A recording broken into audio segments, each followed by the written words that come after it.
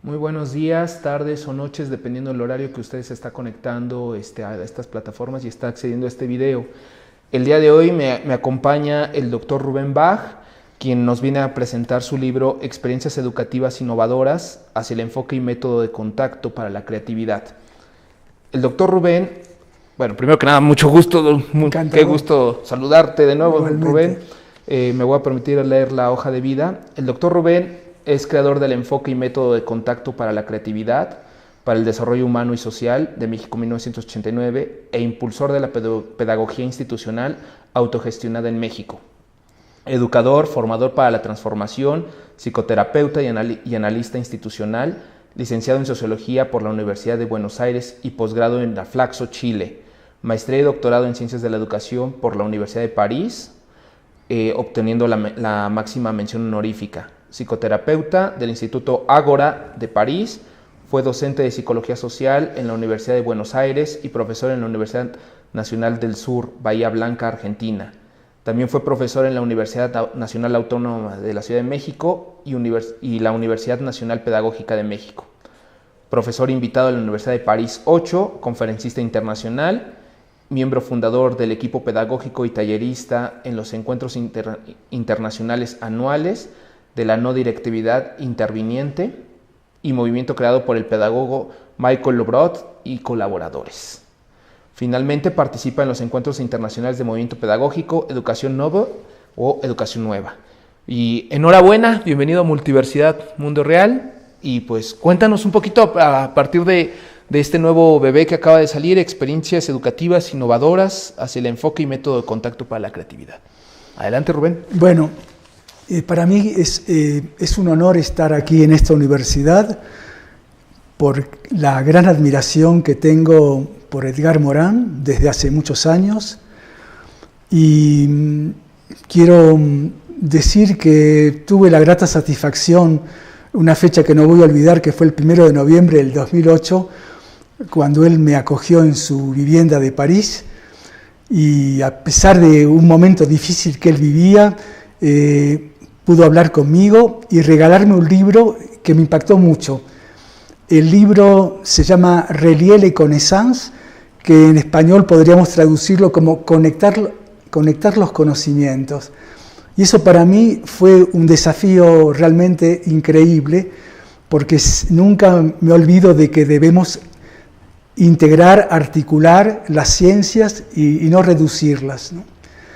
Entonces, la figura de Edgar Morin está muy presente en mi vida, y justamente en un correo reciente que le envié, le comuniqué la noticia de que alguien que él conocía y que para mí fue una referencia fundamental para mis ideas educativas, Michel Lobrot, había fallecido. Me respondió inmediatamente y me dijo: hay que leer a Lobrot, voy a buscar enseguida La aventura humana y El psiquismo en movimiento. Quiero decir que El psiquismo en movimiento fue la última obra de Michel Lobrot, y yo tuve el honor de presentar esa obra en París, y el subtítulo de esa obra es Una nueva teoría psicológica. Y entonces Lobrot admiraba mucho a Edgar Morin, y el gesto de Edgar Morin de querer leer rápidamente sus últimos libros me conmovió profundamente, ¿no?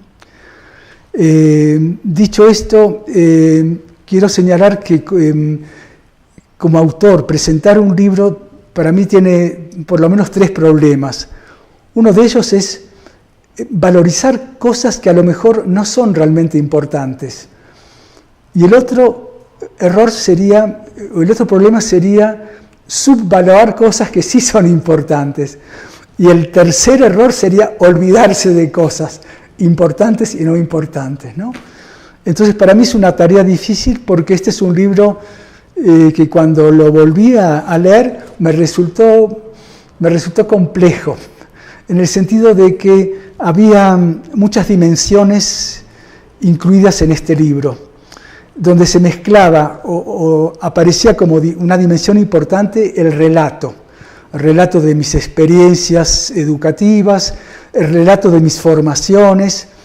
Esa parte del relato es muy importante. También está el relato de cómo yo ingreso a la Universidad Pedagógica Nacional.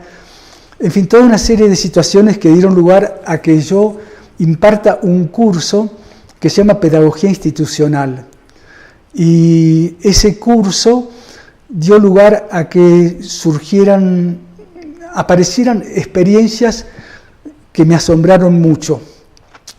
Entonces, voy a volver a esto, pero además del relato, están experiencias que yo he vivido y además hay una conceptualización científica, no alternativa, sino nuevos conceptos para poder entender y ayudar a las dinámicas grupales. Entonces, respecto al relato, hay mucho relato, lo que implica la dimensión experiencial, que está muy presente, y cuando imparto ese curso de pedagogía institucional, y quiero decir que creo que es el único en el mundo, porque la corriente de la pedagogía institucional fue muy importante, pero llegó a ser parte de cursos de educación, pero no como materia completa. Y gracias a un profesor de la Universidad Pedagógica Nacional que se interesó mucho en eso y que fue a un congreso, digamos, muy especial que hubo en 1970 en Buenos Aires, pudo conocer esta corriente y pudo conocer a personalidades como Michel Lobrot, Georges Lapassade, Jean-Claude Fillou y otras. Y entonces, enamorado de esta concepción, quiso que este curso pueda ser impartido en la Universidad Pedagógica Nacional. Y cuando él me conoció, se llama Ricardo Nervi, me dijo: Rubén, tú eres la persona ideal para dar este curso por tu formación. Y luego de un tiempo de estar en la universidad, empecé a impartir ese curso, que me llenó de satisfacciones y me permitió conocer la voz de los alumnos. O sea, hay toda una problemática que tiene que ver con lo que se denomina la relación alumno-maestro. Y yo siento que parte de ese currículum oculto quedó develado en esas experiencias que hubo. Porque por una situación particular yo debía regresar a mi país de origen, Argentina, por primera vez luego de 8 años de exilio. Y entonces les planteé a los estudiantes: ¿qué podemos hacer? Yo tengo que viajar, no va a haber problemas porque puede haber un profesor de reemplazo. Y entonces, pero también hay una alternativa, que si ustedes quieran trabajar solos, también es posible. Y todo el mundo estuvo a favor de trabajar solos. Entonces, a mi regreso, 2 meses después, les pregunté: ¿qué es lo que pasó? Y bueno, ¿y qué es lo que pasó? Aparece en el libro. Descubrimientos que ellos hicieron, que pueden trabajar sin el profesor, que pueden vincularse con sus compañeros, a los cuales antes ignoraban, cada uno en su individualismo estrecho no intercambiaba lo suficiente, pero ahora que no estaba el profesor había que intercambiar. Y entonces queda valorizada la relación de compañerismo y desaparece un tema muy común que mucha gente a veces se olvida, y es el sufrimiento que tienen los estudiantes frente al profesor. Cuando el profesor critica lo que uno dice, cuando los pone en ridículo, y yo ahí mencioné en el libro que hasta hay una cierta dosis de sadismo en ese comportamiento. Y de repente hay casos que hay como una repetición permanente en todos los testimonios que hablan de eso. Estamos sin el profesor, podemos hacer lo que queremos, podemos reunirnos y llevar la clase, etcétera, etcétera. Entonces, para mí fue un descubrimiento totalmente extraordinario, y eso fue gracias a que vivieron procesos de cogestión y de autogestión. Esas experiencias de pedagogía institucional duraron unos 12 años, y en esa época, digamos, yo fui el impulsor de la pedagogía institucional de orientación autogestionaria, porque hubo también otra orientación de la pedagogía institucional, pero, digamos, yo estuve siempre con aquella orientación que implicaba la autogestión, y de la cual una de las figuras más relevantes es Michel Lobrot, junto con Georges Lapassade, Raymond Fonvieille y René Louraux. Todas esas personas tuvieron una cierta vinculación con el análisis institucional, especialmente Georges Lapassade y René Louraux, ¿no? Y en ese sentido, vaya, pues estoy pensando que son 12 años, entonces por una situación obligada tuviste que dejar a los estudiantes, pero después ya fue una situación, digamos, que ya era parte como de la idea de dejarlos sueltos a los estudiantes. Claro. Durante estos años. Claro, fue durante el transcurso de esos 12 años que pasó eso. Es un ciclo que comenzó,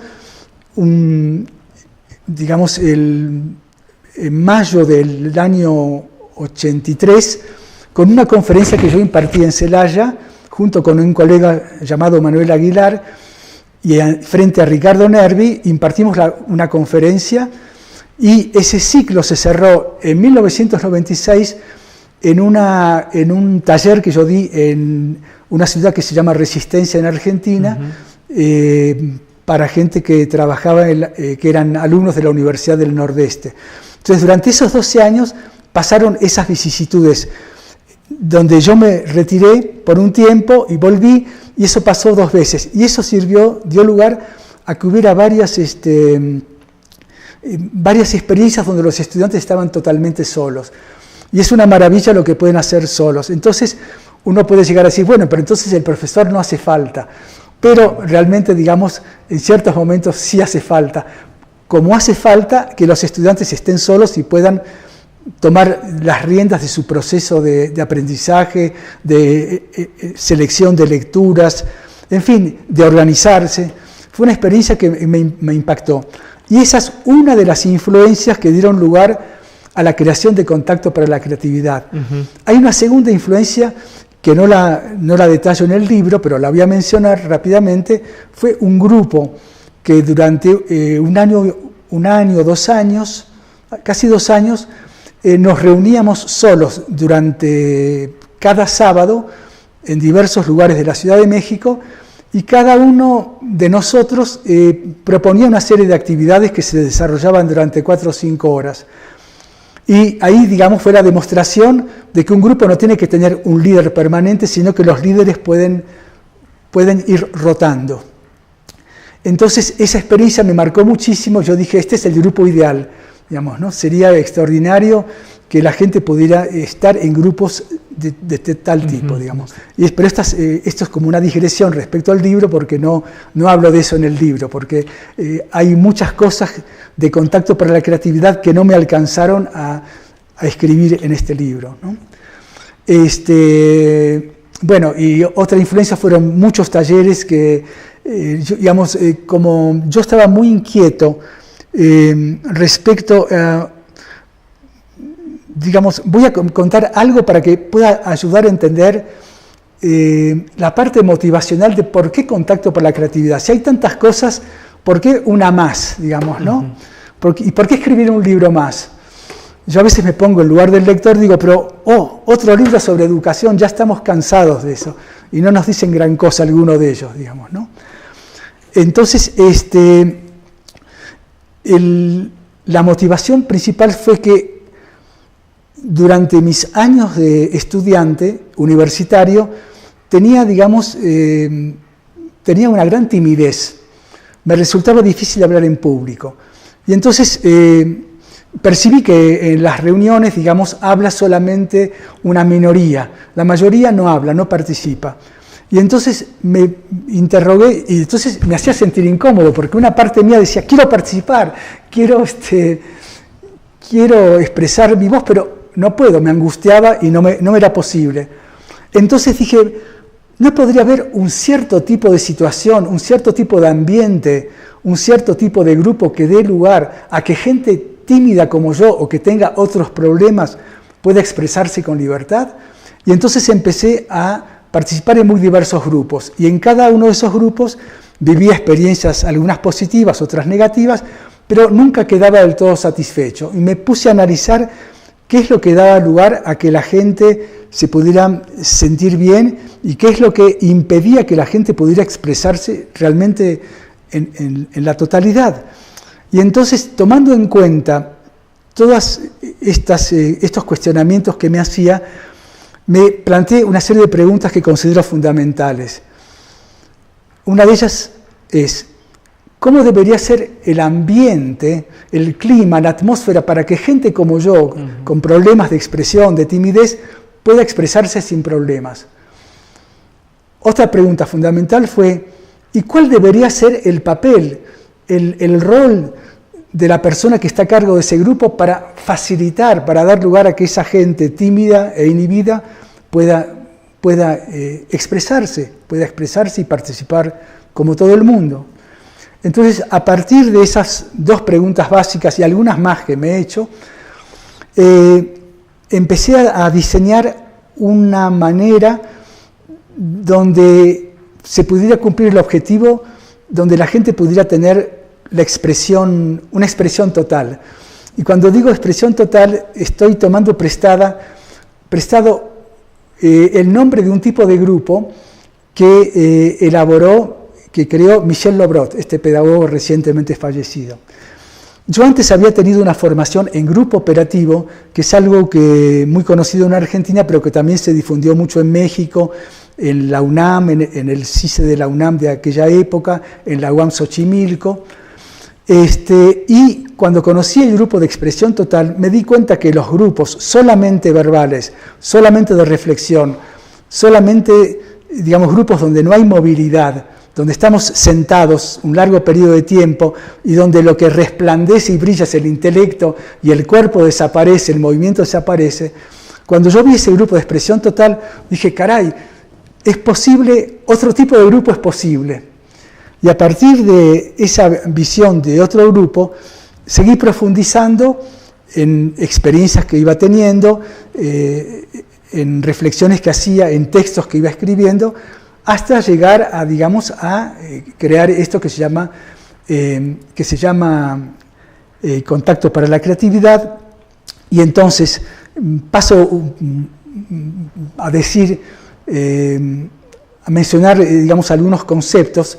Primero trabajé con los conceptos iniciales, que son los de contacto, los de creatividad y el concepto de transformación, porque para mí el desafío era un grupo donde la gente pudiera transformarse. Y yo venía de un modelo que critico bastante por ser nativo de la ciudad de Buenos Aires, y como dijeron muchos franceses, París no es la capital mundial del psicoanálisis, la capital mundial es Buenos Aires. Entonces yo venía con un sesgo donde se valorizaba mucho un cierto tipo de trabajo terapéutico que, a mi modo de ver, digamos, no daba resultados a nivel de cambios. Sí era un instrumento útil para la gente que le interesa reflexionar sobre su vida, digamos, pero sin cambiar. En cambio, el objetivo mío era cómo estar en un tipo de grupo donde lo más importante puedan ser tareas que den lugar a un proceso de transformación. Y entonces, paralelamente, yo tuve muchas experiencias de tipo grupales, terapéuticas, digamos, algunas son prácticamente desconocidas, como el proceso de cuadrinidad. Tuve experiencias donde llegaba a un estado modificado de conciencia. Traté de incluir la totalidad del ser humano, digamos, ¿no? Como dice nuestro querido Edgar Morin, digamos, está el homo economicus, está el homo ludens, está el homo intelectual, o sea, hay 80 tipos de hombres y hay que tomar en cuenta todas las dimensiones, por eso la importancia que le da Edgar Morin a la poesía. Entonces yo intenté que todas las dimensiones del ser humano puedan expresarse en el grupo, incluyendo la identidad cultural. La identidad cultural es algo que a veces uno lo niega.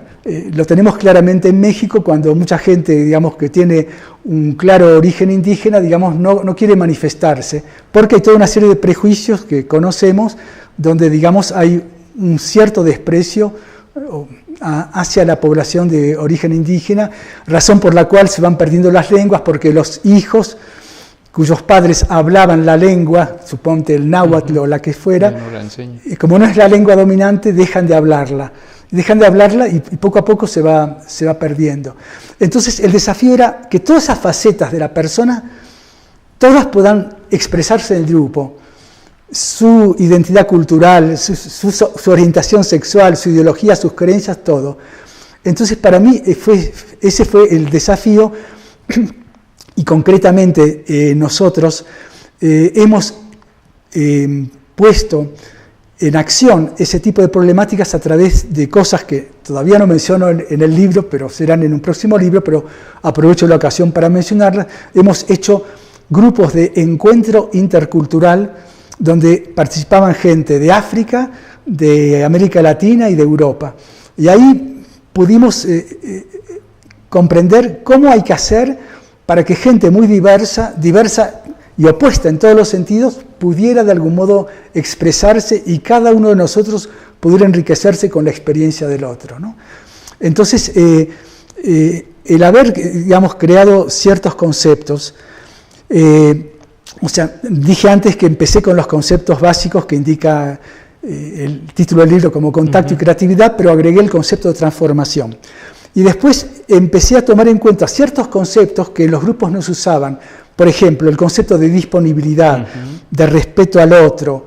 ¿Qué otros conceptos hay? La no defensividad, porque mucha gente se defiende, especialmente los coordinadores de grupo, no están abiertos frente a los demás participantes. Bueno, y puse en práctica, digamos, esos conceptos poco usados y introduje nuevos conceptos, entre los cuales está un concepto importante que se llama intervenciones suaves y sutiles, que tiene que ver mucho con los procesos de cogestión y autogestión. Es una cuestión muy práctica. Si estamos en un grupo y hay un maestro que está impartiendo una clase, él está ocupando todo el espacio con su palabra. O sea, no hay tiempo para los otros. Entonces yo dije, no, voy a actuar de una manera tal para que pequeños estímulos den lugar a que la gente pueda expresarse. O si tengo que decir algo importante, bueno, lo digo, pero con la menor cantidad de palabras. Porque el tema es que muchos maestros o mucha gente a cargo de un grupo se aprovechan para cultivar sus aspectos de narcisismo. Entonces hablan y pierden contacto con la gente y la gente se aburre. No hay el contacto. Por eso la palabra contacto es fundamental, el concepto de contacto, y quiero mencionar lo que está muy de moda, digamos, actualmente, pero hace ya muchos años, la única referencia para mí importante era de la psicoterapia Gestalt, que toma en cuenta el concepto de contacto, digamos, ¿no? Contacto, límites de contacto, cómo establecer el contacto, etcétera, ¿no? Ruptura del contacto, ¿no? Me pareció fundamental. Entonces, esa intervención suave y sutil implica que mi participación es mínima, pero da lugar a desencadenar procesos, a que la gente pueda expresarse.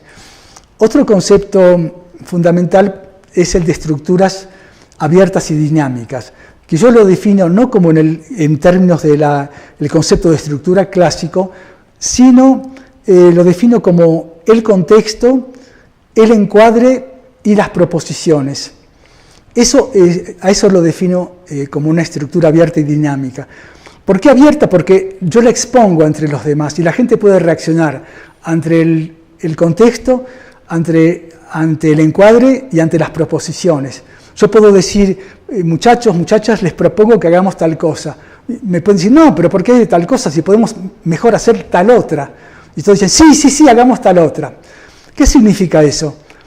Que de algún modo la persona que propuso la actividad que propuso, no estaba muy sintonizada con el grupo, porque el grupo reaccionó de una manera, digamos, negativa, diciendo que eso no. Pero cuando eso ocurre hay que permitir a esa persona o grupo que dijo que no, que presente su alternativa. O sea, no queremos hacer lo que usted nos propone, maestro, pero sí nos gustaría hacer tal otra cosa, ¿no? Claro. Entonces, ese concepto para mí es fundamental. Otro concepto es el de validación de experiencias significativas. La validación de experiencias significativas es algo fundamental y es la manera en que la persona a cargo de un grupo puede responder a lo que pasó en el grupo.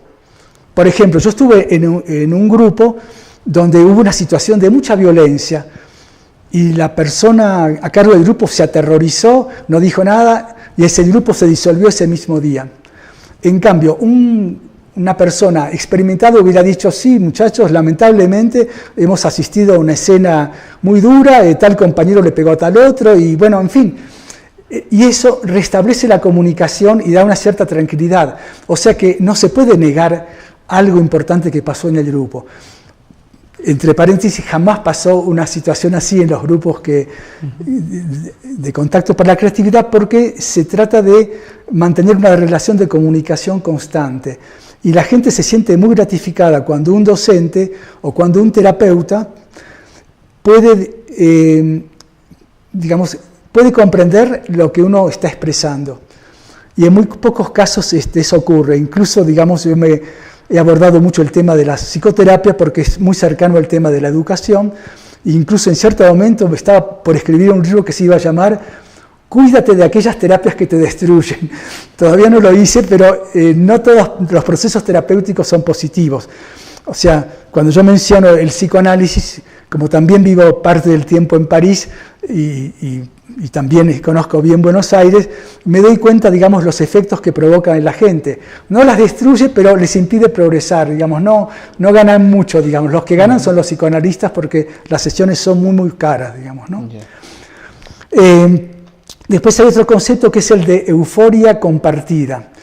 Para mí un proceso, educativo exitoso, o un proceso terapéutico exitoso, o una situación grupal exitosa es aquella en la cual la gente se siente bien, sale con una especie de euforia, hizo un descubrimiento acerca de su vida, aprendió algo nuevo y sale muy bien.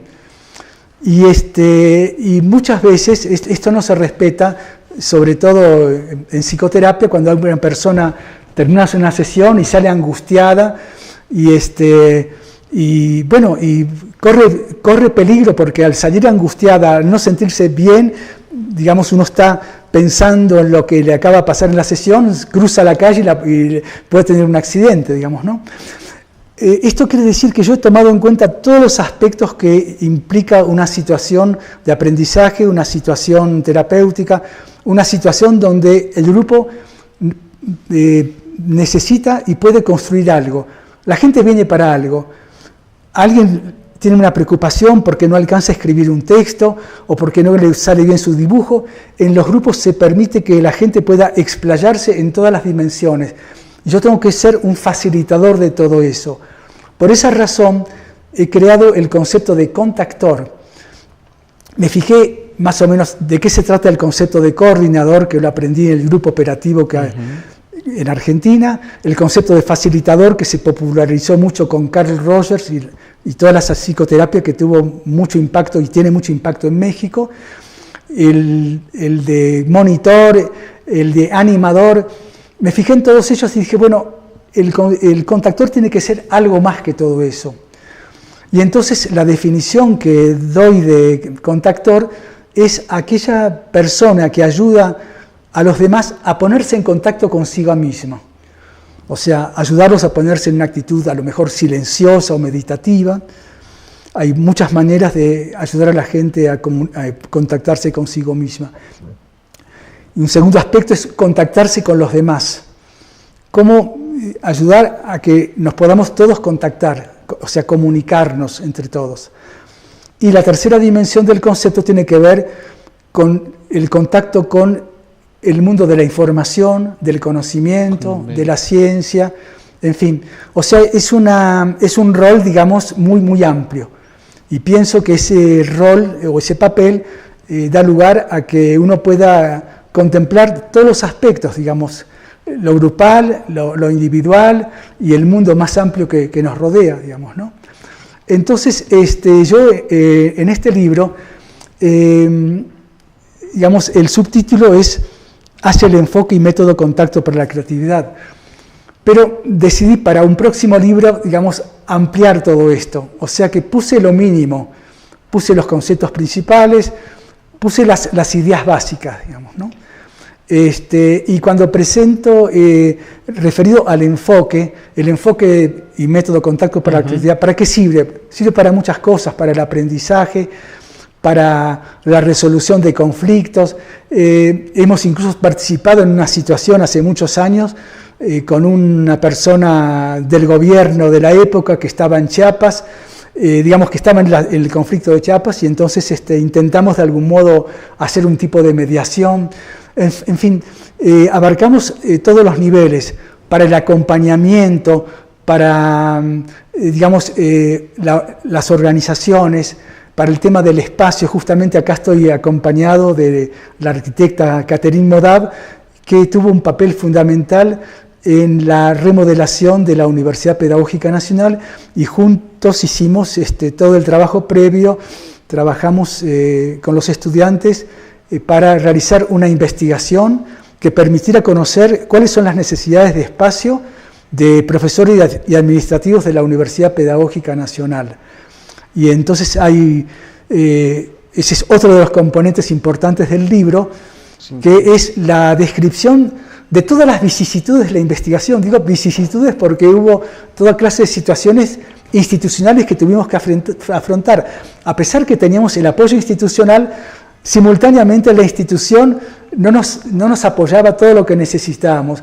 Y todo ese relato está muy presente en una parte del libro, ¿no? Y con los resultados de la investigación, sí. Es lo que te iba a preguntar, o sea, ¿cuál ha sido el alcance de este método? Y entonces este es uno de los ejemplos que tiene el método creativo, ¿no? Que me estás... Claro, por ejemplo, en este caso, a los estudiantes les dimos una formación en contacto para la creatividad, les pasamos videos, les dimos todos los elementos para que pudieran entender de qué se trata este método.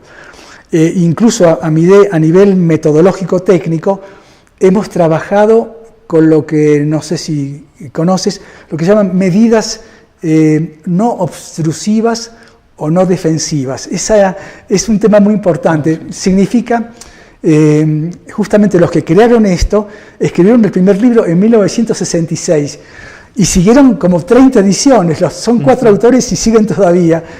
Y es una reacción contra las medidas reactivas, o sea, tipo estímulo-respuesta. A lo mejor yo recibo un estímulo, pero no tengo ganas de recibirlo y voy a responder de una manera inapropiada y los resultados de la investigación no van a ser válidos.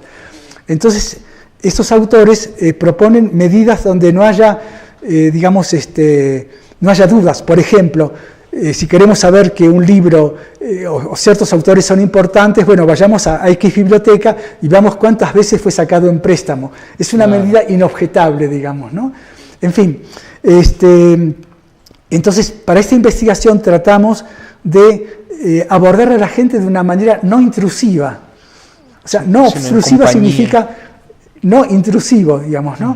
O sea que en una conversación espontánea la gente pudiera decir, bueno, sí, tenemos problemas con el espacio, en el cubículo somos 5 personas, claro. O sea, que la gente manifieste lo que realmente siente, ¿no?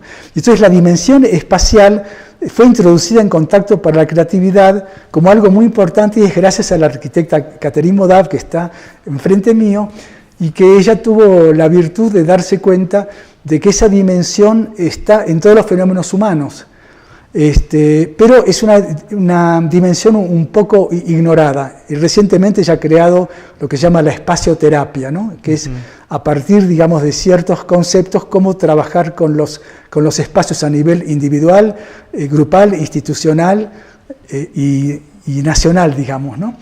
Por ejemplo, el tema de los refugiados, actualmente de los migrantes, implica el tema del espacio, digamos, claro. Con mayúsculas, ¿no? Entonces, una cosa que quiero decir que me parece importante es que es el tema de las técnicas. No trabajamos con una sola técnica. Por ejemplo, el psicoanálisis, la Gestalt, cada disciplina tiene sus técnicas preferidas. Y hay un epistemólogo que hace muchos años dijo, se llama Abraham Kaplan, dijo, se refirió a la ley del instrumento. Y para poner un ejemplo, él decía, bueno, denle a un niño un martillo y el niño va a creer que todo objeto es martillable. Entonces, el martillo es útil para clavar clavos, pero el niño lo va a utilizar para romper cristales, etcétera, etcétera. Y es lo que pasa mucho a nivel de la ciencia, digamos, ¿no? Cuando uno de repente utiliza una técnica que no capta lo que debería captar, o sea, una técnica equivocada, digamos, pero en el momento es la que uno cree uno cree que es la más válida, digamos, ¿no? Entonces, pensando en eso, no privilegiamos ninguna técnica y hemos trabajado con escritura espontánea, con teatro espontáneo, con movimiento, con expresión corporal, con música, con meditación, con sombras chinescas, digamos, infinitas técnicas. ¿Por qué tantas técnicas? Porque cada persona tiene un canal privilegiado.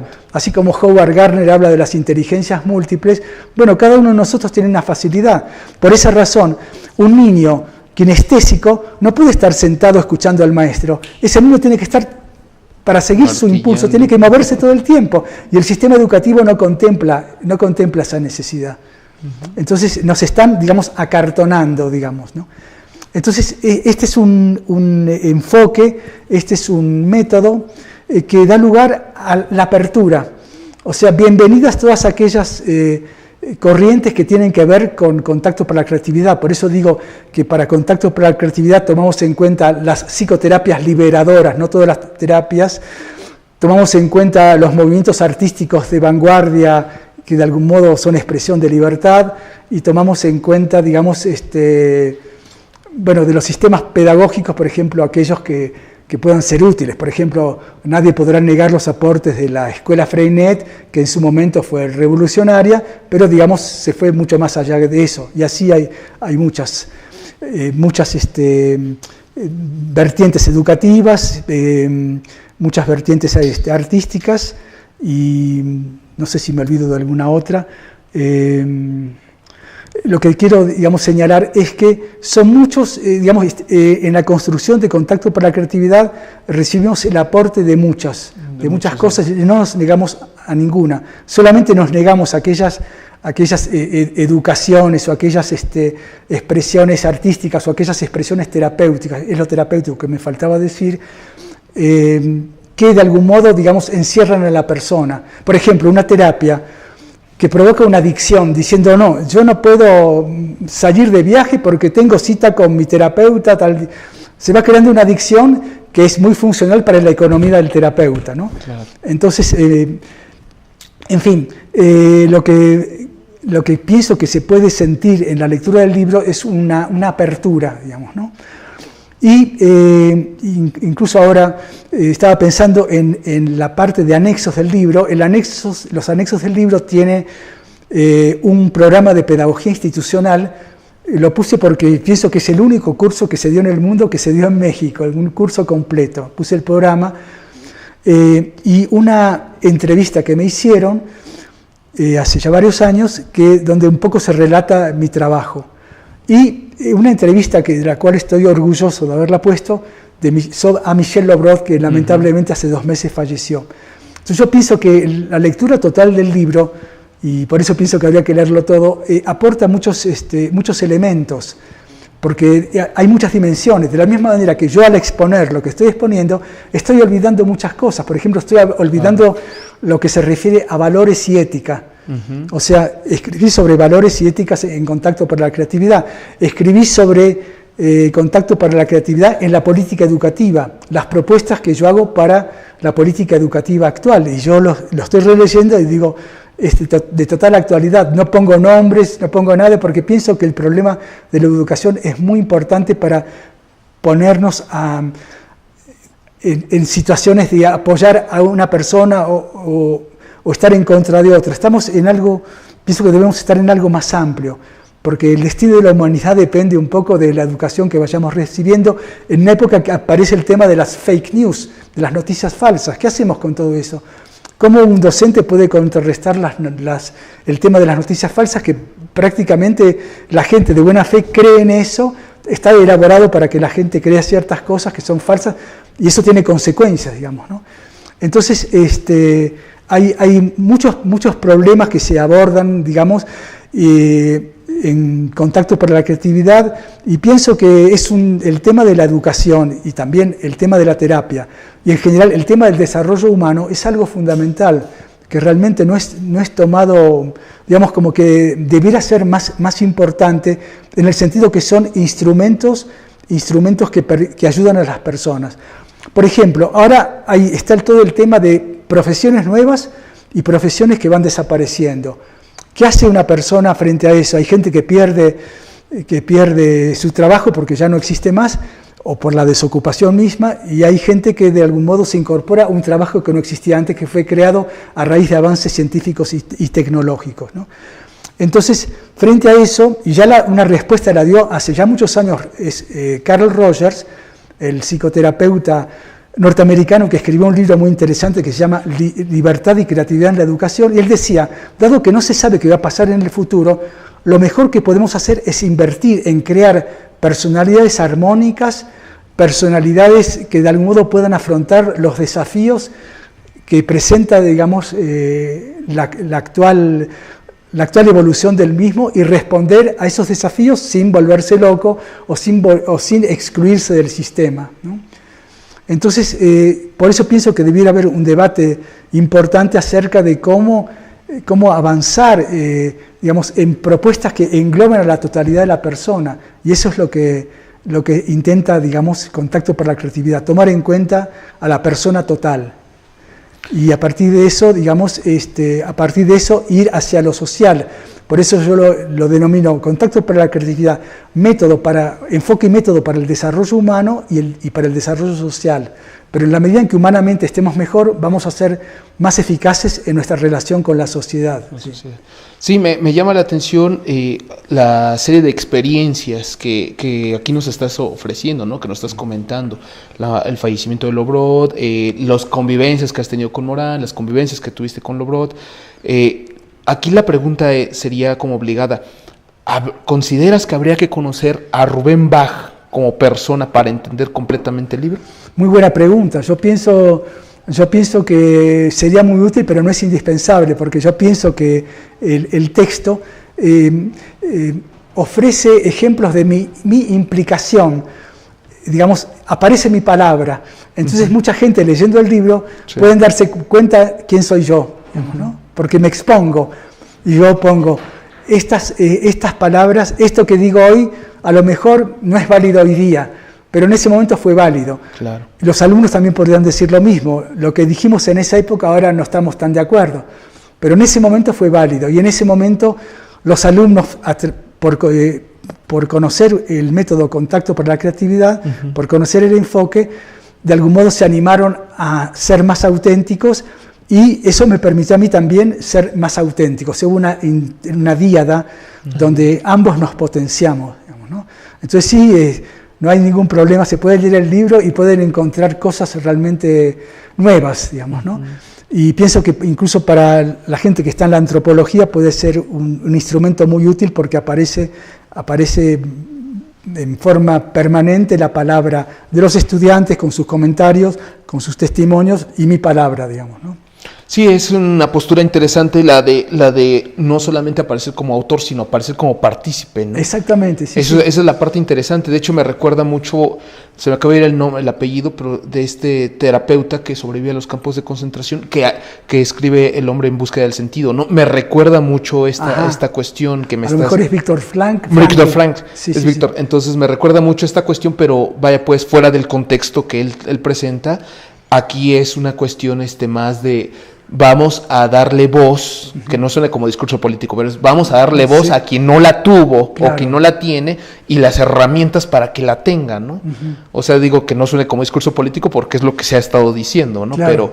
Pero me parece una postura interesante la que nos estás, sobre todo con el método, y las pinceladas que nos has dicho que están quedando en el tintero para futuras apuestas, ¿no? Claro, pues estoy seguro que me olvidé de algunos aspectos del libro, claro, pero no puedo. Por eso el libro tiene muchas cosas y vale la pena detenerse en cada uno de ellos para aquellos que tengan la paciencia necesaria o el interés necesario. No, y de hecho uno de los grandes retos cuando empiezas a meter categorías nuevas, y aquí ya nos mencionaste 5, es pues disciplinarmente es encontrar los límites, ¿no? Dónde están, y luego la aplicación, y tal parece de que esos límites todavía estás explorando la frontera todavía. Exactamente. Estás explorando la frontera, y sobre todo la aplicación ya la estás empezando a dar, ¿no? O sea, resultado de estas experiencias, de esos grupos, de esas comunicaciones personales y demás, te lleva a realizar un curso que como lo ha señalado, ¿no? Estuvo como esparcido, como que alguien agarró un melón, lo avienta y se esparce todo, ¿no? Ahora es junten las piezas, a ver qué sale, ¿no? Todo lo que me dijiste me hace recordar una de las cosas que no dije, es que lo apliqué mucho en los cursos intersemestrales de la Universidad Pedagógica Nacional, que son cursos destinados a ayudar a los estudiantes a empezar su tesis, a desarrollarla y a terminarla. Y entonces el objetivo estaba centrado en esa temática, y todos los ejercicios que hacíamos ayudaban a que la gente pudiera conectarse más con lo que estaban haciendo en relación a su tesis, ¿no? Sí, es que ese es otro punto que mira, me lo acabas de recordar. Siempre se ha negado esa parte humana en la investigación, o sea, cuando es la pregunta, es la que busca el investigador, y no el investigador anda como tras la cacería, ¿no? O sea, tú mismo nos acabas de mencionar, a través de todas las experiencias que tuviste, te llegó la pregunta, te llegaron varias preguntas, y sobre todo dos centrales, ¿no? Y la vivencia independiente que tienen, digamos, las investigaciones fuera del docente, fuera del rigor institucional, es lo que permite a las personas como soltarse, como dice la novela de Frankenstein, ¿no? De Mary Shelley. Yo leía lo que querían que leyera, pero en las noches yo leía lo que yo quería, ¿no? Claro. O sea, yo me encontraba conmigo mismo, ¿no? Una apuesta muy interesante, Rubén. Sí. Me agrada mucho escucharte. Realmente hay muchas cosas y, por ejemplo, en una presentación reciente que hice en una universidad, me impactó cómo los estudiantes confirmaban los ejemplos que había en el libro de estudiantes, ellos lo vivían como propios. Sí. O sea, para mí fue la confirmación de que esos testimonios tienen un valor universal, por lo menos universal referido a México, y yo creo que para muchos países del mundo el tema de la relación alumno-maestro es una relación que tiene muchas dimensiones que deberían superarse, porque no favorecen el aprendizaje y favorecen relaciones de amor-odio. Por ejemplo, el maestro que tiene a su consentido, y por otra parte tiene aquel al que le pone las orejas de burro, por ejemplo, en la enseñanza primaria, digamos, ¿no? La falta de ecuanimidad que hay es impresionante. Por eso la formación de los maestros de vida es un problema fundamental, porque son ellos los que van a transmitir una serie de valores y una serie de prácticas que puedan ayudar a los estudiantes, ¿no? También hablo en el libro de cómo formarse en contacto por la creatividad, digamos, ¿no? O sea, sin darme cuenta, escribí sobre muchas cosas, profundicé bastante en alguna de ellas, y después me dije, no, pero yo debería haber escrito 2 o 3 libros, es demasiado para un solo libro. De hecho, me sale una pregunta que no sé si la tocaste. No sé a ti, pero por ejemplo, cuando yo he platicado con los colegas, compañeros de la infancia y demás, los maestros más agresivos, más estrictos y demás, son los que marcan la vida, ¿no? Claro. Y que al último, muchos años después, como que reconoces el trabajo de muchos de ellos, ¿no? O al revés también.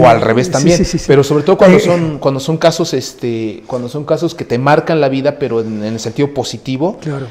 No sé si lo tocas o si queda en el tintero o... No, eso es para varios libros. Sí, o sea, porque me recuerda ahorita mucho estos comentarios, claro, ¿no? Claro, sí. Hay maestros que te marcan de una manera muy positiva, y hay otros a los cuales, a pesar de su comportamiento inadecuado en el momento, uno le da un cierto reconocimiento, o sea que uno ve una dimensión que antes no había visto, por ejemplo. Sí, ¿no? O sea...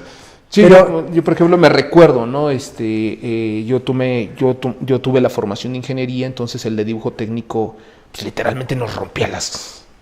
O sea, físicamente era una humillación, ¿no? Al trabajo realizado. Pero más allá de eso nos explicaba por qué.